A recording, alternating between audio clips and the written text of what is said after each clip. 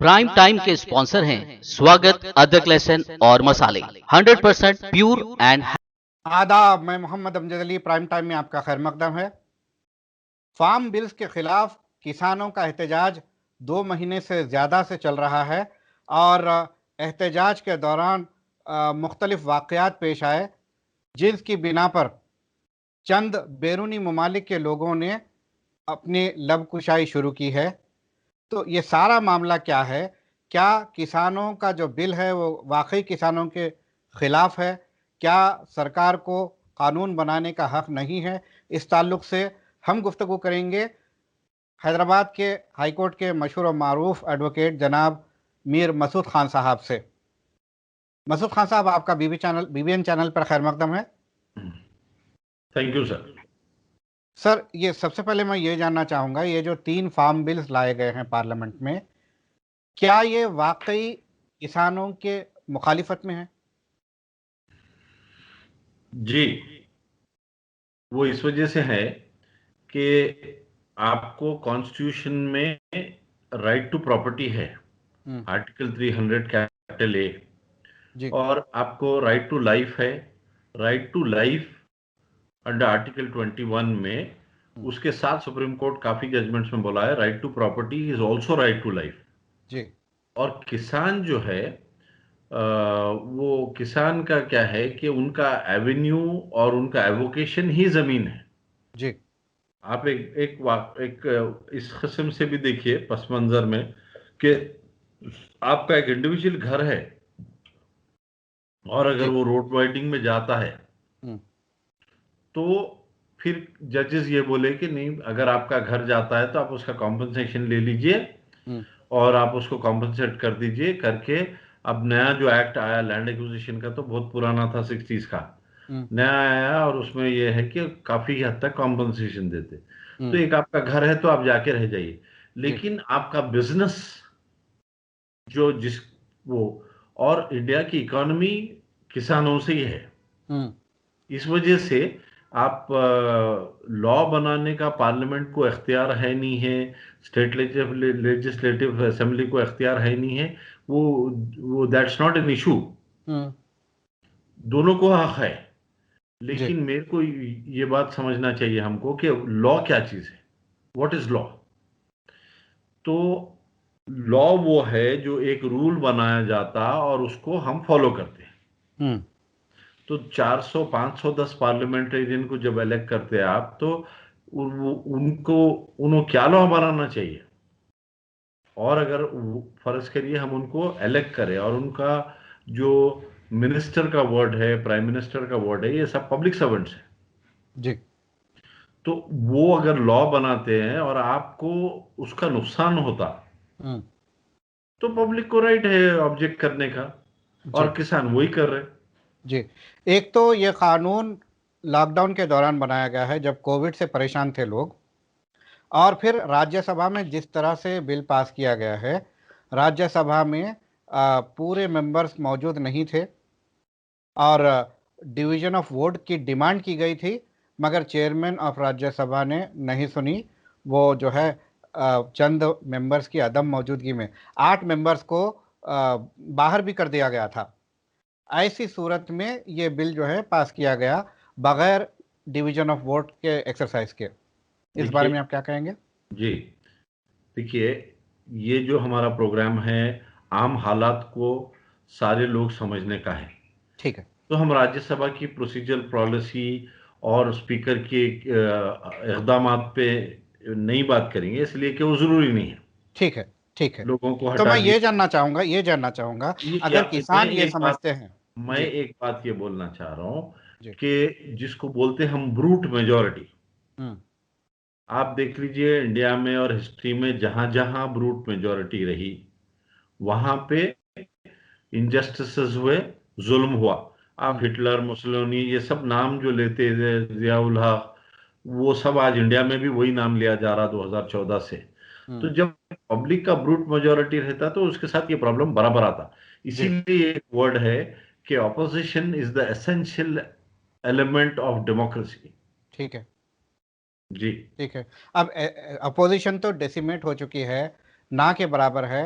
और फिर उनकी सुनी भी नहीं जा रही है। अब ये कानून जब बन के बाहर आया तो जिसके हक में बनाया गया ये कहा जा रहा था वही इससे नाराज हैं और लाखों की तादाद में महीनों से रोड पर ज़िंदगी गुजारने पर मजबूर हैं।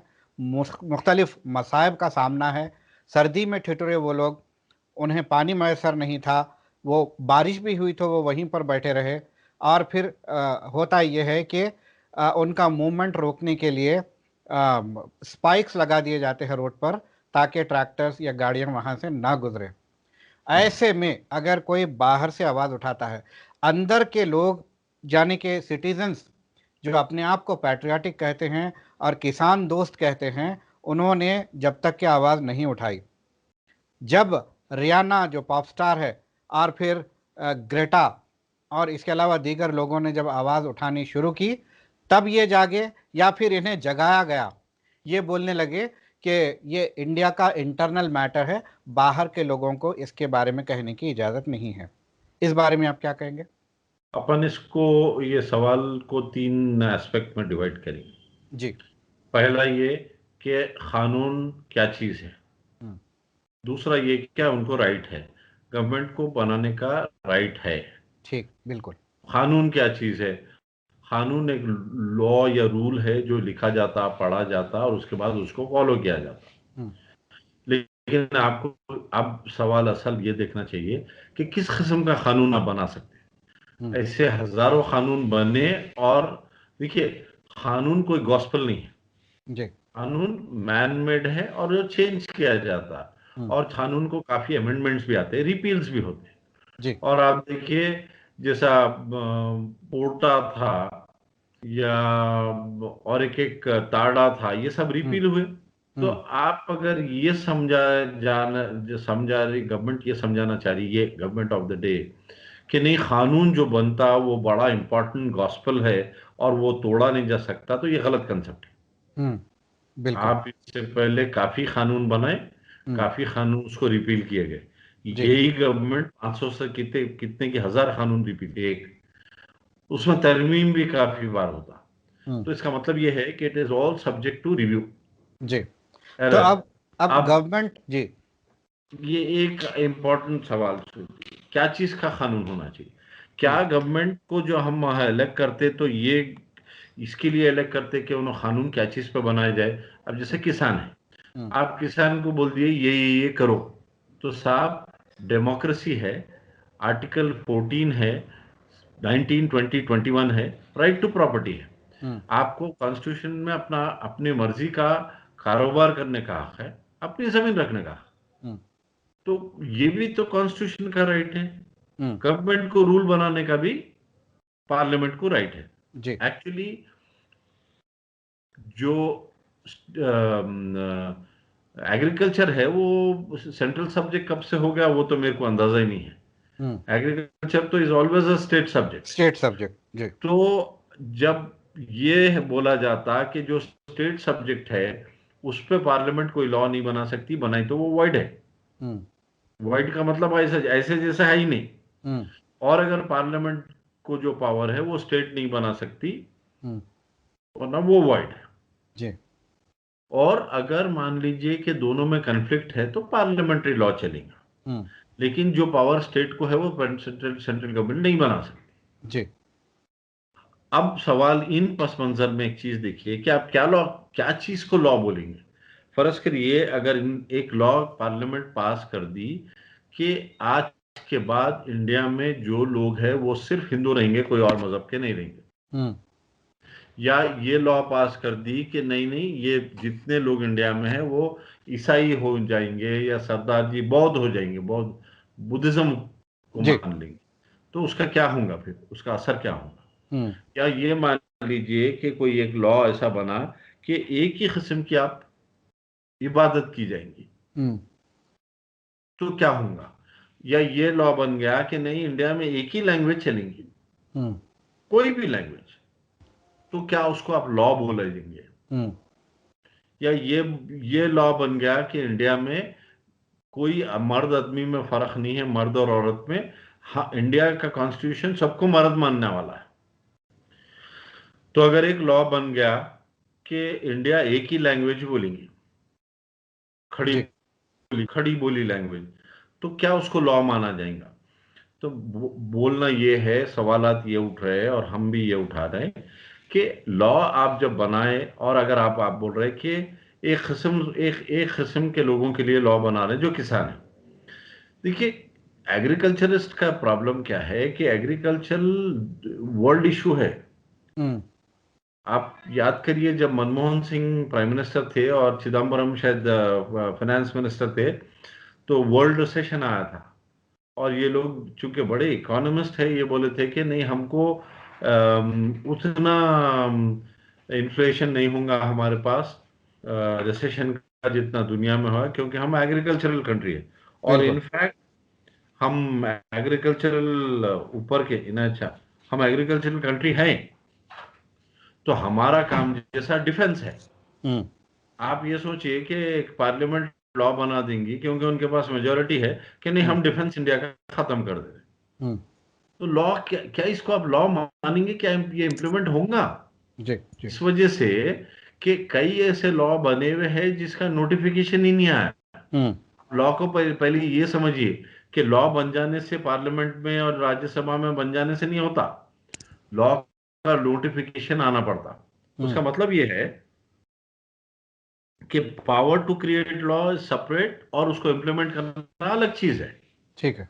अब किसान के नजर से हम देखेंगे कि किसान ये बोल रहे हैं कि जमीन हमारी, इसकी पैदावार हमारी, हम इसके ओनर।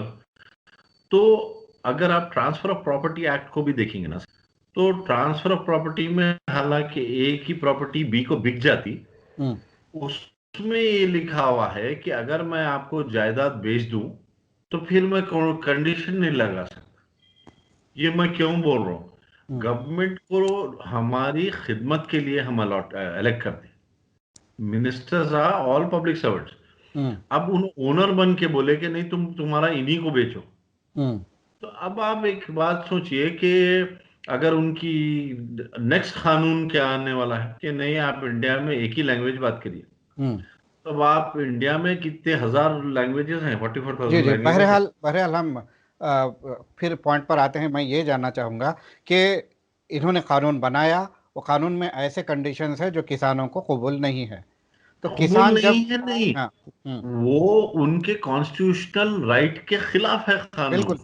बिल्कुल, और वो अनडेमोक्रेटिकली भी बनाया गया। तो बहरहाल जब ये इसकी मुखालिफत में एहतजाज कर रहे हैं, तो इन्हें जो तकालीफ का सामना करना पड़ा, ऐसे में जो हिंदुस्तान के सो कॉल्ड पैट्रियट्स है, इन्होंने आवाज़ नहीं उठाई। जब बाहर से आवाज़ उठने लगी तो ये कह रहे हैं कि ये इंटरनल मैटर है। मैं ये जानना चाहूँगा, एक फैमिली का मैटर उस वक्त तक इंटरनल होता है जब फैमिली में अमन हो और इंसाफ हो। जब ये दोनों खत्म हो जाते हैं तो ये मैटर बाहर आ जाता है और डोमेस्टिक वायलेंस के एक्ट के तहत ट्रीट किया जाता है। इस बारे में आप क्या कहेंगे? देखिए, there is nothing called domestic in a country matter. Country matter international law है, और कंट्री का कोई भी मैटर डोमेस्टिक नहीं होता। अगर मान लीजिए डोमेस्टिक होता कोई मैटर, तो हाँ, हमारा एक आदमी पाकिस्तान में फंसा हुआ है, और उसके लिए हमारे पास से सारी कोशिश करके उसकी जो भी गलत सलत वो लोग हैंग कर रहे थे, उसको हम रुकाए इंटरनेशनल कोर्ट ऑफ जस्टिस में जाके। ठीक है। तो अगर डोमेस्टिक होता तो पाकिस्तान बोलती थी कि नहीं, आप नहीं कर सकते, हमारी मर्जी है। नहीं, ये तो बहरहाल हमारा आदमी था, इसीलिए वो उसमें नो, इंटरफियर करे, मैं आपको ऐसा वही भी। मैं जी। आपको वही बोल रहा हूँ कि इंटरनेशनल लॉज हैं, इंटरनेशनल ट्रीटीज है, इंटरनेशनल कन्वेंशंस है, ठीक है। और ये जो ज़रात है, ये इंडिया का ज़रात नहीं होता, ये वर्ल्ड का ज़रात रहता। अब ये सारे एक्सपोर्ट की चीजें हैं, तो वर्ल्ड की ट्रेड के जो कंट्रीज हैं वो साइन करे हुए रहते, पूरे एक से एक साइन करे हुए रहते। अब आपको मालूम, इतनी दुश्मनी है बीजेपी वाले पाकिस्तान से बताते, आप समझ रहे हैं वहां से यहाँ का, यहाँ से वहां का इंपोर्ट बंद हुआ? बिल्कुल नहीं। इंटरनेशनल ट्रीटीज के जो इंपोर्ट्स एंड एक्सपोर्ट्स रहते वो नहीं बंद हो सकते। अब आप सोचिए कि हमारे पास कितने एमएनसीज हैं, क्या बंद कर सकते हैं आप? जी। तो ये जो एग्रीकल्चर है, ये भी कोई नेशनल ट्रेजर नहीं है। ये इंटरनेशनल ट्रेजर है जी। एक्सपोर्ट की चीजें हैं। तो और वो उसका एक पैमाना अपन 1 मिनट उसके लिए नहीं देखेंगे। हाँ, आप अगर इंडिया में देख रहे हैं तो ये देख लीजिए कि आपको कानून बनाने का अगर हक है तो क्या कानून बनाने का हक है, वन। दूसरी चीज, जैसा कॉन्स्टिट्यूशन से आपको कानून बनाने का हक है, आप हमारे इलेक्टेड रिप्रेजेंटेटिव है, हमारे नौकर है, और आप हमको हमारे लिए कानून वो बनाना जो हमारी बेहतरी का है। आप हमारी बर्बादी का कानून नहीं बना सकते। जी। उसी कानून में जो किसान है उनकी जमीन उनकी है, उनका प्रोडक्ट उनका है। आप एक बात बोलिए, क्या एमएनसी पे इन्हों लगा सकते कि आप ये प्रोडक्ट इनको नहीं इन्हीं को बेचना? नहीं। तो वो कॉन्स्टिट्यूशनल उनका राइट है। तो गवर्नमेंट इसमें गलत है। ठीक है। और राइट ऑफ डिसेंट जो है वो राइट ऑफ डिसेंट भी कॉन्स्टिट्यूशनल राइट है। ठीक है। तो दोनों चीनों हालात में गवर्नमेंट इसमें गलत है। आपका जो इंटरनेशनल इंटरफेरेंस का सवाल है, इंटरनेशनल इवेंट्स के बारे में, यह है कि ह्यूमन राइट्स है, right to life, right to business, right to property, ये सारे ह्यूमन राइट्स है। जैसे रोहिंग्यास है, रोहिंग्यास ठीक। बांग्लादेश भी उनको नहीं दिया, म्यांमार भी नहीं दिया, तो उनको फिर रेफ्यूजी बना के रखे ना। उसी तरीके से ये जो इंटरफेरेंस की बात हो रही है, इंटरफेरेंस नहीं रहता है, इंटरनेशनल कम्युनिटी है पूरी, और यूएन उसको गाइड करती। तो अगर कहीं जुल्म हो रहा, जैसा पाकिस्तान का जुल्म है, पैलेस्टाइन का जुल्म है, आपको मालूम सारी कंट्री एक्सेप्ट यूएस, जी। सारे कंट्रीज उसके खिलाफ बोलते। हम खुद इंडिया में बैठ के बोलते। बिल्कुल। इंडिया हमेशा में रहा और जूस के खिलाफ रहा, एक्सेप्ट 2014 के बाद गवर्नमेंट आई, लोग जूस क्लोज हुए। तो क्या यहूदियां हमको बोलेंगे कि नहीं आप हमारे मैटर में कैसा बोल रहे हैं? इंडिया में सबसे ज्यादा डेमोक्रेटिक प्रोसेस होता पैलेस्टाइन के फेवर में। तो अब और मैं ये जानना चाहूँगा जी, अब मैं ये जानना चाहूँगा, गवर्नमेंट सुनने के लिए तैयार नहीं है। वो कह रहे हैं कि डायलॉग हो रहा है, कई राउंड्स ऑफ डिस्कशन हो चुके हैं, मगर वो नाकाम साबित हुए, और फिर वो इस किस्म के जो है डिस्कशंस हो रहे हैं कि थोपने जैसे। तो गवर्नमेंट सुनने तैयार नहीं है। अगर सुप्रीम कोर्ट भी इसमें अगर दिलचस्पी ना ले या फिर जानिबदारी से जो है काम ले, तो इंटरनेशनल कम्युनिटी इसमें क्या कर सकती है? देखिए, गवर्नमेंट फेवर में नहीं है, एडमिनिस्ट्रेशन फेवर में नहीं है, ये मेरा हमारा कंसर्न नहीं है। गवर्नमेंट फेवर में नहीं है, हमारा कंसर्न नहीं है। हमारा कंसर्न ये है कि इतने बुरे हालात में भी सुप्रीम कोर्ट के जो जजेस हैं वो एक्ट नहीं कर रहे। आपको देखना ये है कि आज आम हालात में ये बात आ गई कि सुप्रीम कोर्ट जजेस भी तो हमारे टैक्सेस पे, उन लोग ट्रेजरी में उनके पूरे लग्जरीज हैं, इतना पावर है, एक एक जज के ऊपर इतना एक्सपेंडिचर है। तो वो उनकी जिम्मेदारी क्या है? पुलिस की जैसा जिम्मेदारी है वैसा जज की जिम्मेदारी जस्टिस करना है। ठीक है। लेकिन लोग वही तो आवाज उठा रहे हैं कि अर्नब गोस्वामी को एक दिन के अंदर, दूसरे दिन सुबह में बेल मिल जाती, और कश्मीर का इशू नहीं उठता, लॉकडाउन का इशू नहीं उठता, बहरहाल बहुत लेबर सारे का ऐसे इंपॉर्टेंट मामले हैं जिसमें सुप्रीम कोर्ट दिलचस्पी आज नहीं ले रहा हमको है, और पेटी इश्यूज में जो है, पेटी इश्यूज में वो ज़्यादा दिलचस्पी ले रहे हैं। तो ऐसे में अगर सुप्रीम कोर्ट जो है democratic institution, highest democratic institution है, अगर ये इसमें इस मामले में फेल हो जाता है, तो इंटरनेशनल कम्युनिटी क्या कर सकती है? देखिए, सुप्रीम कोर्ट को तो कुछ नहीं कर सकती, क्योंकि सुप्रीम कोर्ट इंडिया का हाईएस्ट कोर्ट है। लेकिन इंटरनेशनल कम्युनिटी का जो राइट है वो जरूर है, और ह्यूमन राइट्स के बारे में, और ये पूरे यूएन के जो चार्टर्स है 32, ये चार्टर्स के बारे में हमेशा इंटरनेशनल कम्युनिटी बोलते रहती है और बोलते रहेंगी। वरना आप एक बात का जवाब दीजिए कि आपके प्राइम मिनिस्टर जाके यूएस में आपकी बार ट्रम्प सरकार बोलने का हक क्या था? जी। तो फिर वो भी तो इंटरनेशनल उनका सेलेक्ट कर लेना था। कैपिटल के आपके प्राइम राइट में मिनिस्टर भी बोलने से तो हरा दिया मोदी उसको साहब ने ट्रम्प। ट्वीट किया है। जी कैपिटल में जो राइट हुआ जी, उसमें भी मोदी साहब ने ट्वीट किया है। इसीलिए बोल रहा हूं कि there is nothing called international community. ठीक है। जब ह्यूमन राइट्स आ जाते तो हर ह्यूमन का उतना ही राइट है। ये बिलीफ है ह्यूमन राइट। तो आप क्या देखते हैं, क्या क्या नतायज मुमकिन है? नतायज ये है कि ये जो है ये बहुत ही ड्रैकोनियन लॉ है जी। और अब इनको पास प्रॉब्लम ये है कि अब तक जो बीजेपी की गवर्नमेंट थी ये नेशनलिज्म, नॉन नेशनलिज्म, हिंदू मुस्लिम करके लोगों को दो तरफ बांट के अपने काम चलाए। आज इनके साथ प्रॉब्लम ये हो गया कि जैसा इन लोग को इंडस्ट्रियलिस्ट पूरा साथ दे रहे इकोनॉमिकली, फाइनेंशियली, तो उनको प्लीज करने के लिए जब लॉ बनाए, तो अब ये कोई मुस्लिम्स नहीं है पाकिस्तान जाओ बोलने, ये तो इंडिया का फार्मर है जी। इनको भी खालिस्तानी कहा जा रहा है। वो सब बोलते, खालिस्तानी बोलते, सब बोलते, ये तो नॉनसेंस है। Why are we discussing that? Stupids हैं बोलने वाले, उनको क्यों डिस्कस कर रहे हैं? आप उठा के देखिए, जो लोग इनको खालिस्तानी बोल रहे हैं या कोई भी बोल रहे, वो कोई मिलिट्री में नहीं, जितने सरदार मिलिट्री में है आज से नहीं 100 साल से, बिल्कुल, यानी 500 साल से। तो ये जो बोल रहे हैं ये स्टूपिड्स है, ये नाइव लोग हैं और इनको तो कोई चीज मालूम ही नहीं है। हम उस पर नहीं बात करेंगे, ठीक। हम ये बात करेंगे कि आप ये जो किसान है, ये किसान इंडिया के हैं, हम सबके हैं और सारा इंडिया आज इनके साथ है। और ये लॉ ड्रैकोनियन है, गलत है, पार्लियामेंट को ऐसा लॉ बनाने का कोई हक नहीं है। और अगर आप इंसानी हुकूक पे, जैसे मैं आपको बताता हूँ, आप एक लास्ट केस अपन डिस्कस करेंगे, केशव नंदा भारती केस। क्या हुआ था उसमें?